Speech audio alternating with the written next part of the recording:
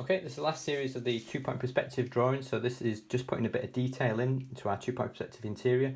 So it's video 14 all in all, but video 7 of the 2-point perspective. So we're just looking at about putting a bit of detail in. So let's say I want to make the bed look a bit more realistic. So if I wanted, let's say, some legs on the bed, remember I can only use two types of line really. I've got my vertical lines and I've got my depth lines, which go back to VP1, VP2, or they go back to both.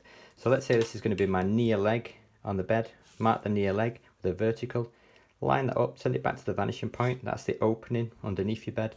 And then you've got a vertical line here. If you want to create a bit of depth to that leg, use VP2 from that corner, and you can mark that in and send that vertical upwards. So it looks like you can go underneath the bed. On this side, if you want the other leg, you can mark that. In fact, you could track it round actually. So you could use your vanishing point 1 to just continue that along, just to mark it on that corner, and then use VP2 to then mark it here. So it's of the same height running all the way around, and then you can do your vertical line coming down. You're not going to see really this leg or much of that leg because of the bedside table. So you can see I've just using my, probably have a depth on that as well. If you want to put some kind of detail in that you won't necessarily use your vanishing points, let's say pillows, you could just kind of sketch those in, but try and sketch them in perspective if you can, in terms of one getting smaller, the other one getting larger. You can put the corners in.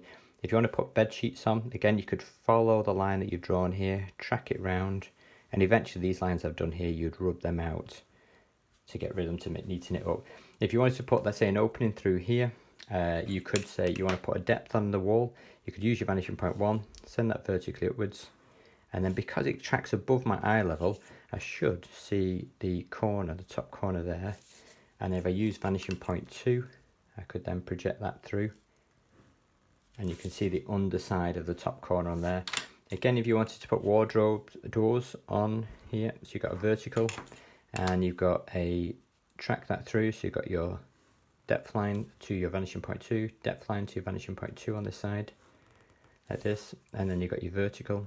If you want the doors in the middle, ideally, you can go corner to corner, and then that should represent the center of it. You can then draw your vertical line down the center. Okay, so remember, you can put anything you want in, but just remember the rules. You've got your vertical lines, and then any depth lines have got to track back to either VP1, VP2, or they go to both of them. Okay.